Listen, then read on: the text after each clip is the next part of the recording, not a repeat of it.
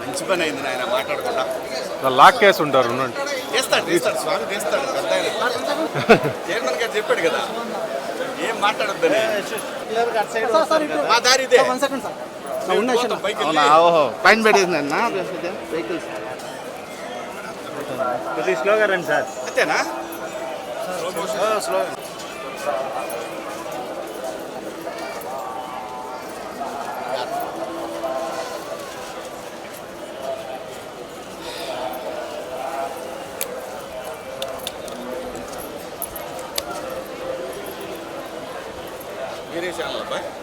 కలియుగ ప్రత్యక్ష దైవం శ్రీ వెంకటేశ్వర స్వామి వారిని కొలవటానికి, వారిని దర్శనం చేసుకోవడానికి వచ్చాను. చాలా ఆహ్లాదకరంగా ఉంది. ప్రసాదాలు అన్నీ చాలా చాలా చాలా అద్భుతం. స్వామివారి ప్రసాదం దొరకడం మహాభాగ్యం.